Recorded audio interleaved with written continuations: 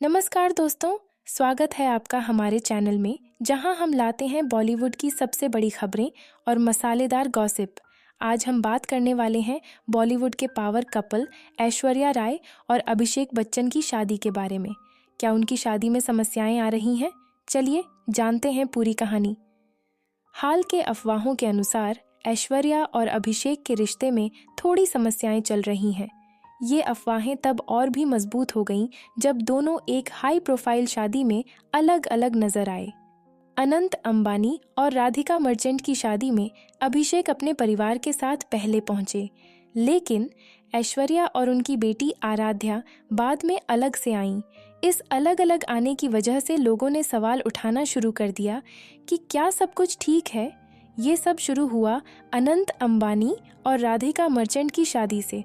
Red carpet पर अमिताभ बच्चन, जया बच्चन, श्वेता बच्चन, अभिषेक बच्चन, नव्या और अगस्त्य नंदा साथ नजर आए, लेकिन ऐश्वर्या अपनी बेटी आराध्या के साथ अलग से आईं।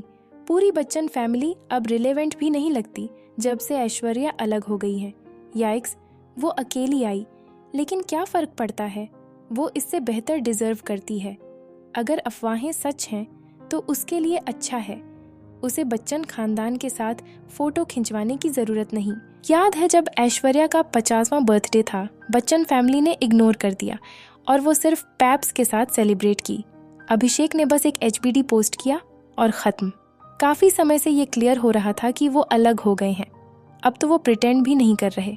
जब पेरिस गए थे, ऐश्वर्या और आराध्या अलग फ्लाइट से गईं और जया, श्वेता और श्वेता की बेटी के साथ अलग एक ही जगह पर थे, लेकिन अलग अलग बैठे। अब तो सब कुछ ऑब्वियस हो गया है। अब तो उन्हें बिल्कुल परवाह नहीं है, प्रिटेंड भी नहीं करते।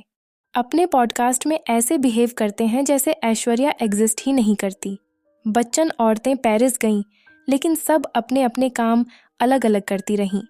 मुझे ऐश्वर्या बहुत पसंद है और मैं चाहती थी कि उसका हैप्पीली एवर आफ्टर हो, लेकिन अब तो क्लियरली वो सेपरेटेड हैं। मेरे हिसाब से बॉलीवुड में इतनी हाइप्ड शादी मैंने कभी नहीं देखी जितनी इनकी थी। बहुत सैड है कि ऐसा एंड हुआ। फैमिली डायनामिक्स भी काफ़ी कुछ बताती हैं। श्वेता बच्चन को तो सब स्पॉइल्ड ब्राइट कहते हैं और ऐश्वर्या के साथ उसका इक्वेशन कभी अच्छा नहीं रहा। श्वेता अपने हस्बैंड से अलग होकर काफ़ी साल से अपने पेरेंट्स के घर रह रही है। मुझे लगता है कि उसने और जया ने ऐश्वर्या के साथ बुरा सलूक किया, कभी रिस्पेक्ट नहीं दिया और अभिषेक ने अपनी वाइफ के लिए कभी स्टैंड नहीं लिया। वो वैसे भी उस टाइप का लगता है, TBH। और अब देखो, श्वेता दी के हस्बैंड आज बच्चन के साथ पोज कर रहे थे। लगता है उनकी हजारों करोड़ की नेटवर्थ सब कुछ सही बना देती है, लेकिन क्योंकि ऐश्वर्या एक वुमन है, उसे साइडलाइन कर रहे हैं। बिल्कुल भी सरप्राइजिंग नहीं है इनसे शोविनिस्ट बच्चन से। दुख मिले हजार, पति ना मिले चैनल।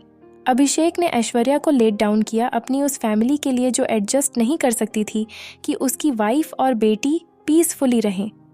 श्वेता को देखकर लगता था कि वो एक्ट्रेस बनना चाहती थी, लेकिन ट्रेडिशनल फैमिली होने की वजह से उनकी शादी जल्दी कर दी गई, जबकि उनके भाई को परिवार के बिजनेस का वारिस बनने के लिए ग्रूम किया गया। उन्होंने एक खूबसूरत लड़की से शादी भी की और सब कुछ परफेक्ट लग रहा था, जैसे एक बड़ी खुशहाल फैमिली। श्वेता भी अपने दिल्ली वाले परिवार के साथ खुश लगती थी, लेकिन ऐश्वर्या पर आराध्या के बाद और बच्चे होने का प्रेशर था। काफ़ी अफवाहें थीं, लेकिन कुछ कंफर्म नहीं था। किसी वजह से उन्होंने और बच्चे नहीं किए और तभी से सीनियर बच्चन्स और ऐश्वर्या के बीच टेंशन शुरू हो गई। मुझे लगता है एक पॉइंट पर बच्चन्स ने डिसाइड किया कि श्वेता के बेटे को नेक्स्ट जनरेशन के बच्चन के रूप में प्रमोट करना है। ये आर्चीज प्रमोशन से ऑब्वियस हो गया है। पहले बिग बी हमेशा ये बताते थे कि श्वेता के बच्चे भी प्यारे हैं, लेकिन आराध्या स्पेशल है क्योंकि वो हमेशा आसपास रहती थी। अब लगता है कि बच्चन लेगेसी के लिए एक क्लियर फाइट चल रही है। हम चाहे श्वेता को ऐश्वर्या की स्टोरी का विलन कहें, लेकिन सच ये है कि लीगल और एथिकल तरीके से श्वेता और उनके बच्चों का बच्चन लेगेसी और प्रॉपर्टी पर उतना ही हक है जितना अभिषेक और उनकी बेटी का। आजकल नव्या भी बच्चन लेगेसी को अपनाते हुए दिख रही है और इसका पूरा फायदा उठा रही है। श्वेता और उनके बच्चे अब बच्चन हाउसहोल्ड में अच्छे से जम गए हैं, जबकि ऐश्वर्या अपने काम से काम रखती हैं। ओवरऑल ये सब बच्चन्स के पितृसत्तात्मक माइंडसेट को दिखाता है। वो लड़कों को ही आगे बढ़ाना चाहते हैं। चाहे वो बेटी का बेटा ही क्यों न हो, लड़कियों के बदले। मुझे लगता है श्वेता ने करिश्मा के साथ पैचअप कर लिया है। वो श्वेता के लॉन्च इवेंट में 2017 में मौजूद थी।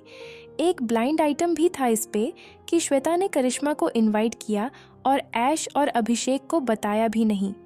जब दोनों ने करिश्मा को वहाँ देखा तो वो चौंक गए और दोनों काफ़ी अपसेट थे। ये श्वेता की तरफ से काफ़ी डिसरेस्पेक्टफुल था। जो कुछ भी उनके बीच हुआ वो इतना था कि उन्होंने अपने भाई को हर्ट किया और वो अपने भाई की फीलिंग्स की रिस्पेक्ट नहीं कर सकती। ऐश की तो बात ही छोड़ो। ऐश्वर्या राय डिज़र्व करती हैं इससे बेहतर, जो सिर्फ उसे एक बहू बना के रखना चाहते हैं।